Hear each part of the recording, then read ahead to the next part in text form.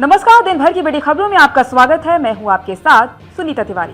आज के इस बुलेटिन में हम बात करेंगे भारत जापान के रिश्ते को नई ऊंचाइयों पर ले जाएंगे। Made in India EV unit के उद्घाटन पर बोले पीएम मोदी। फिर बात करेंगे देश भर में सबसे ज्यादा एमपी की महिलाएं पीती है शराब। कांग्रेस अध्यक्ष जीतू पटवारी के बयान पर बीजेपी की आपत्ति। सीएम मोहन यादव ने खड़गे से जीतू पटवारी को हटाने की मांग। और बुलेटिन के आखिर में बात होगी रेवंत रेड्डी की बिहार में क्या औकात, लाठी लेकर दौड़ाएंगे लोग। तेलंगाना सीएम पर क्यों भड़के जनसुराज पार्टी के संस्थापक प्रशांत किशोर। लेकिन दिन भर की बड़ी खबरों से पहले एक नजर आज की सुर्खियों पर। पीएम मोदी ने किया गुजरात में ईवी प्लांट का उद्घाटन। ई विटारा को दिखाई हरी झंडी। 100 देशों में होगी एक्सपोर्ट। मुख्यमंत्री योगी आदित्यनाथ ने रोजगार महाकुंभ का किया शुभारंभ। युवाओं को दिया नियुक्ति पत्र। मुख्यमंत्री योगी आदित्यनाथ ने अंतरिक्ष यात्री शुभांशु शुक्ला के नाम पर छात्रवृत्ति की घोषणा की, जो स्पेस टेक्नोलॉजी में उच्च शिक्षा प्राप्त करने वाले छात्रों को मिलेगी। दिल्ली आएंगे बिहार के मुख्यमंत्री नीतीश कुमार। एनडीए के उपराष्ट्रपति पद के उम्मीदवार और शीर्ष बीजेपी नेताओं से करेंगे मुलाकात। आप नेता और दिल्ली के पूर्व मंत्री सौरभ भारद्वाज के घर ईडी के छापे। हॉस्पिटल कंस्ट्रक्शन स्कैम में एक्शन। 13 ठिकानों पर हुई छापेमारी। कांग्रेस पार्टी और गांधी परिवार के प्रति अपनी वफादारी दोहराते हुए शिव कुमार ने कहा, जन्म से कांग्रेसी, मरते दम तक कांग्रेसी ही रहूंगा। आरएसएस का प्रार्थना गीत गाने वाले डी के शिव कुमार ने मांगी माफी। यूपी चुनाव से पहले अखिलेश यादव का बड़ा कदम। सपा के सभी जिला और विधानसभा प्रभारियों को हटाया। दिल्ली सीएम रेखा गुप्ता हमले मामले में मुख्यमंत्री आवास जाने के लिए जिस चाकू को लेकर आया था आरोपी, पुलिस ने किया रिकवर। गिरिराज सिंह ने राहुल तेजस्वी के बिहार दौरे पर साधा निशाना। कहा, झूठ को सच नहीं बनाया जा सकता। अमेरिका ने 27 अगस्त से लगाया 50% भारी टैरिफ। भारत के श्रम प्रधान क्षेत्रों पर होगा बड़ा असर। ये तो थी सुर्खियां। विस्तार से बात करते हैं दिन भर की बड़ी खबरों की। प्रधानमंत्री नरेंद्र मोदी ने गुजरात के हंसौलपुर में सुजुकी मोटर प्लांट में भारत में बनी पहली Maruti Suzuki e Vitara electronic car को हरी झंडी दिखाकर उत्पादन शुरू किया। इस दौरान उन्होंने भारत और जापान के बीच गहरे और भरोसेमंद रिश्ते को रेखांकित करते हुए दोनों देशों की साझेदारी को और मजबूत करने का संकल्प जताया। अपने एक भाषण में पीएम मोदी ने कहा कि भारत और जापान एक दूसरे की प्रगति में अपनी प्रगति देखते हैं, जो इस रिश्ते की नींव है। उन्होंने बताया कि भारत जापान औद्योगिक साझेदारी की शुरुआत गुजरात से हुई थी, जहां से दोनों देशों के बीच आर्थिक और सांस्कृतिक सहयोग ने नई दिशा ली। आइए जानते हैं इस रिपोर्ट में क्या कुछ है इस पूरी खबर में। पीएम मोदी ने कहा कि अगले सप्ताह मैं जापान जा रहा हूं। भारत जापान का रिश्ता ही डिप्लोमेटिक रिलेशन से कहीं ऊपर सांस्कृतिक और भरोसे का रिश्ता है। हम एक दूसरे की प्रगति में अपनी प्रगति देखते हैं। मारुति सुजुकी के साथ जो यात्रा शुरू की थी, वो अब बुलेट ट्रेन की स्पीड तक पहुंच चुकी है। उन्होंने कहा, भारत जापान पार्टनरशिप की औद्योगिक संभावनाओं को साकार करने की बड़ी पहल यही गुजरात से हुई थी। मुझे याद है, हमने 20 साल पहले वाइब्रेंट गुजरात समिट शुरू की थी। उसमें जापान एक प्रमुख सहयोगी था। एक विकासशील देश का छोटा राज्य और एक विकसित देश उसका पार्टनर हो तो ये दिखाता है कि भारत और जापान की नींव कितनी मजबूत है।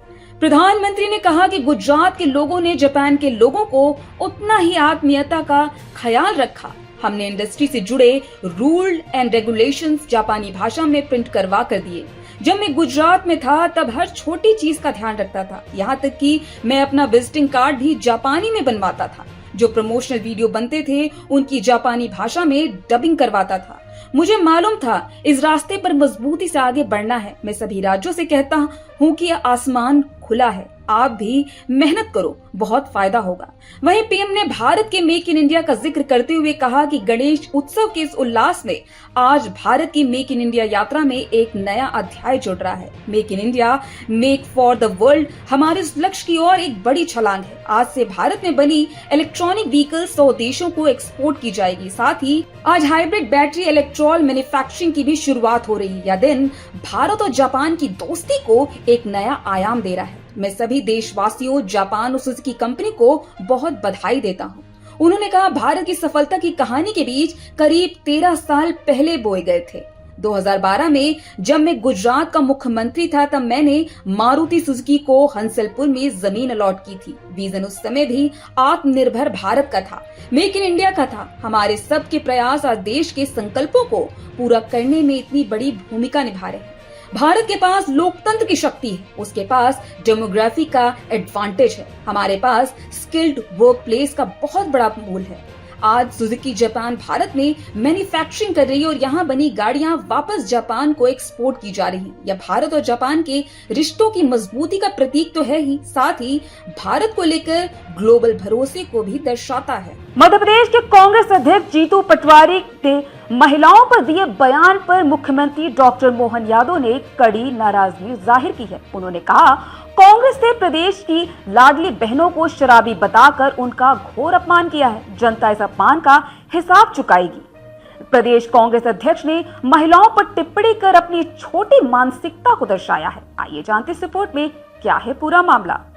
इसी को लेकर सीएम मोहन यादव ने कहा, यही कांग्रेस का चाल चरित्र है। उसने कभी महिलाओं का सम्मान ही नहीं किया।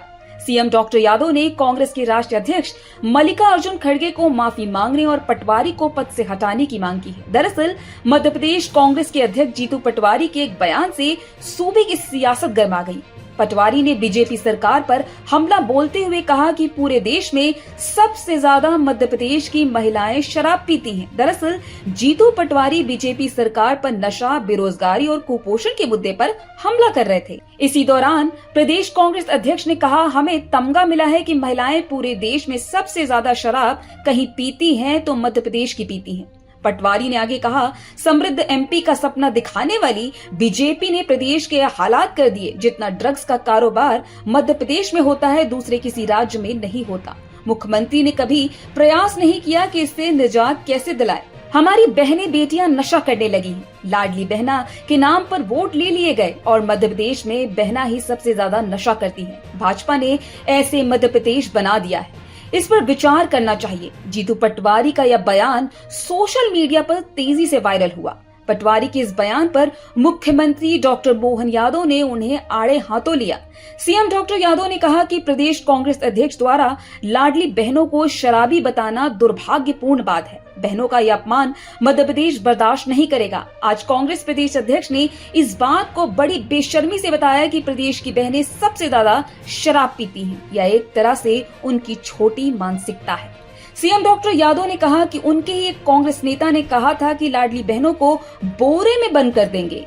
इस बात के लिए कांग्रेस के राष्ट्रीय अध्यक्ष मल्लिकार्जुन खड़गे को माफी मांगनी चाहिए। उन्हें खेद व्यक्त करते हुए इस तरह की महिलाओं का अपमान करने वालों को पद से हटाना जाना चाहिए। वहीं दूसरी तरफ भाजपा के राष्ट्रीय प्रवक्ता सुधांशु त्रिवेदी ने भी पटवारी के इस विवादित बयान की कड़ी आलोचना की है। उन्होंने कहा, विकास और संविधान विरोधी कांग्रेस का चेहरा कितना महिला विरोधी है, इसका अत्यंत निंदनीय उदाहरण मध्य प्रदेश कांग्रेस अध्यक्ष जीतू पटवारी के बयान से सामने आया है। उन्होंने कहा, मध्य प्रदेश में अधिकांश महिलाएं शराब पीती हैं और सर्वाधिक शराब पिया जाता है। यह बयान न केवल मध्य प्रदेश की महिलाओं का अपमान है, बल्कि कांग्रेस की महिला विरोधी कुत्सित मानसिकता का एक अशोभनीय उदाहरण है। उन्होंने कहा, कांग्रेस की सोच महिलाओं के बारे में क्या है, या तो स्वयं कांग्रेस के नेता भी जानते हैं। चाहे पूर्व कांग्रेस की नेता रही राधिका खेड़ा हो या प्रियंका चतुर्वेदी हो, इनके अनुभव तो आज पब्लिक डोमेन में है। और इससे पूर्व भी कांग्रेस के अनेक नेता महिलाओं के विरुद्ध अत्यंत अशोभनीय टिप्पणियां कर चुके हैं। चाहे मध्य प्रदेश के पूर्व मुख्यमंत्री दिग्विजय सिंह का महिलाओं के बारे में अशोभनीय बयान हो, या धारीवाल का यह दावा कि राजस्थान में रेप इसलिए होते हैं क्योंकि यह मर्दों वाला प्रदेश है। कांग्रेस बार बार अपनी महिला विरोधी सोच को उजागर करती है। सुधांशु त्रिवेदी ने कर्नाटक के हुबली धारवाड़ मामले का भी जिक्र किया। उन्होंने कहा, कांग्रेस नेता की बेटी नेहा हरिमत की चाकू से गोद कर हत्या कर दी गई। इस मामले में कर्नाटक के गृह मंत्री का बयान था, यह दोस्ती का मामला था। जन स्वराज पार्टी के संस्थापक प्रशांत किशोर ने तेलंगाना के मुख्यमंत्री रेवंत रेड्डी पर तीखा हमला बोला है। बिहार के दौरे पर निकले प्रशांत किशोर ने कहा कि रेवंत रेड्डी कौन है और उनकी बिहार में क्या औकात है। प्रशांत किशोर ने आरोप लगाया कि रेवंत रेड्डी बिहार को गाली देने का काम करते हैं और यह कांग्रेस नेता राहुल गांधी की मानसिकता को दर्शाता है, जो बिहार का अपमान करने वाले नेताओं को साथ लेकर घूम रहे हैं। आइए जानते इस रिपोर्ट में और क्या कहा जन स्वराज पार्टी के संस्थापक प्रशांत किशोर ने तेलंगाना के मुख्यमंत्री रेवंत रेड्डी को लेकर। बता दें कि प्रशांत किशोर ने कहा, अगर रेवंत रेड्डी बिहार के किसी गांव में चले जाएं तो लोग लाठी लेकर दौड़ा लेंगे, उनकी यहाँ कोई औकात नहीं है। इससे पहले प्रशांत किशोर ने तमिलनाडु के मुख्यमंत्री एम.के. स्टालिन के प्रस्तावित बिहार दौरे पर भी सवाल उठाया। उन्होंने कहा, तमिलनाडु के मुख्यमंत्री यदि बिहार आते हैं तो इससे बिहार की हालत सुधर जाएगी क्या? बिहार की समस्याओं पर बिहार के नेताओं को ही बात करनी चाहिए, चाहे तमिलनाडु के मुख्यमंत्री आए या कर्नाटक के, इससे कोई फर्क नहीं पड़ता। इंडिया गठबंधन की वोटर अधिकार यात्रा पर तंज कसते हुए पीके ने कहा, बिहार में सिर्फ एक ही यात्रा की जरूरत है और वो है बेरोजगारी खत्म करने की यात्रा। बेकार यात्राओं से कोई लाभ नहीं होने वाला।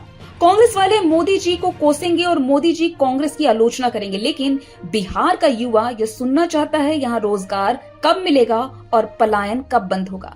प्रशांत किशोर ने स्पष्ट कहा कि बिहार की असली समस्या बेरोजगारी, पलायन, भ्रष्टाचार और टूटी हुई शिक्षा व्यवस्था है। उन्होंने कहा, राहुल गांधी और तेजस्वी यादव इस बारे में कोई बात नहीं करते, लेकिन असली सवालों पर कोई चर्चा नहीं होती। जनता को बेवकूफ बनाया जा रहा है, लेकिन इस बार जनता बेवकूफ नहीं बनेगी। पीके ने कहा, बिहार की जनता बदलाव चाहती है, लोग अपने बच्चों के लिए अच्छी शिक्षा और रोजगार चाहते हैं। उन्होंने दावा किया कि इस बार जनता ने एक नया विकल्प चुना है और वह विकल्प है जन स्वराज पार्टी। तो आज इस बुलेटिन में इतना ही। आप देखते रहिए दिल लोकसभा।